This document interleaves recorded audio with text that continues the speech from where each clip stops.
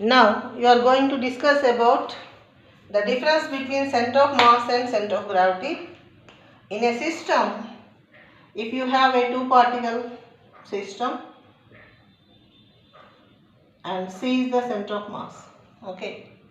The effective mass of all particles in a system are supposed to be concentrated at a particular point. That imaginary point is called center of mass. Mass may or may not present at the center of mass. For example, if you take a solid sphere, here this is the position of center of mass.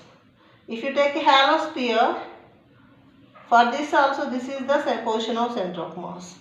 Here no mass is presenting at its center, but here mass is presenting at the center. So mass may or may not present at the center of mass. For center of mass may lie inside or outside the body. If you take an L-shaped object like this, the center of mass lies at this position.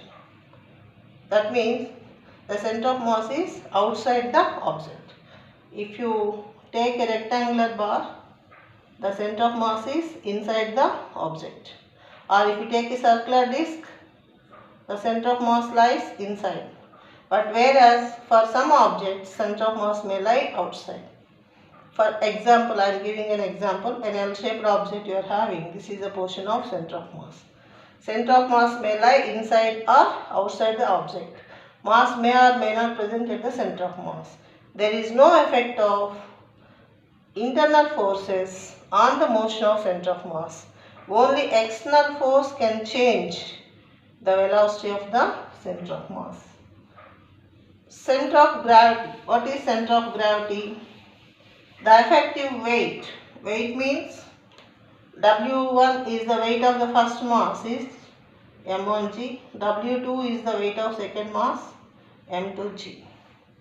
The net weight of these two particles are supposed to be concentrated at a particular point. That point is called center of gravity.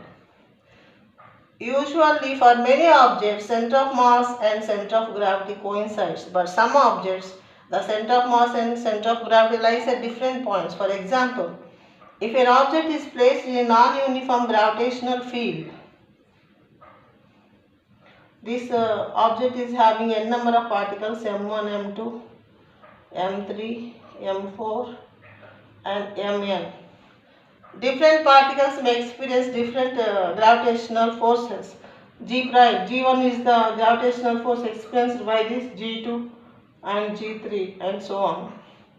Then center of mass and center of gravity may lie at different points, or sometimes these two particles m1, m2 may experience the gravitational force of G1 and mn, m5 may experience a gravitational force G2. Okay, half of the body is in one gravitational field, half in another gravitational field, or different particles may experience different gravitational fields. When we place this object in the non-uniform gravitational field, then center of mass and center of gravity lies at different points. The effective mass of the system is supposed to be represented by a single point.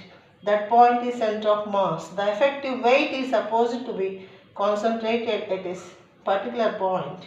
That point is called center of gravity.